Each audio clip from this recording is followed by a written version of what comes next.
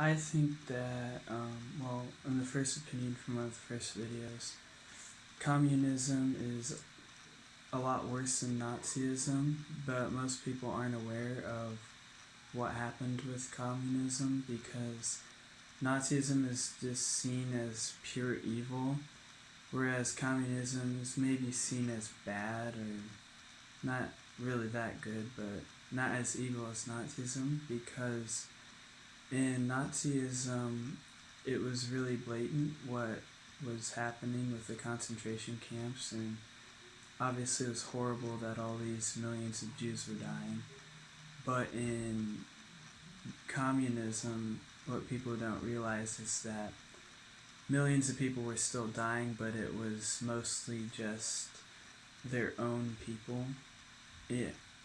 as in like Joseph Stalin, for example. And the other side is that everyone should work instead of getting money from the government, so the government gives a fair share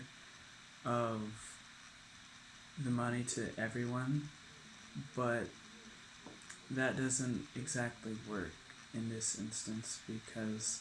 then people will not work as hard and they will just be lazy and just get money from the government that way instead of working for it.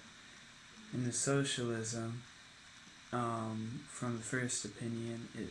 basically said that it destroyed independence and it just made it so we lose freedom, basically,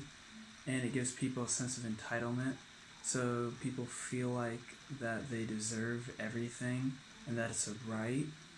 which is not true, obviously. And in the second opinion, the rich need to like kind of give money and to the poor and spread the wealth instead of hoard it because everyone deserves a fair share of the money. Now, in capitalism, the first video says that we can solve our own problems because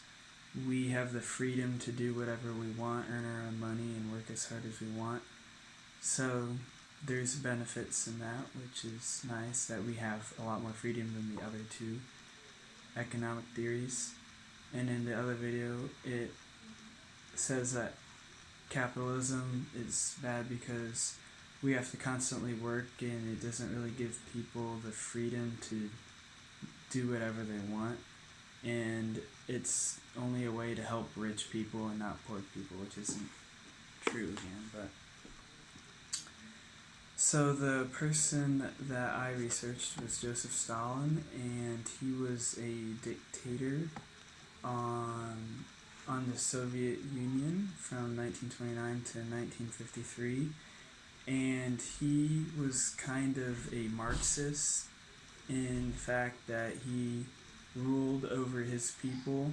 but he did it in the wrong way. He ruled it by fear, and he ended up killing millions of people, which is obviously not a good thing, which shows that economic theory does not work. And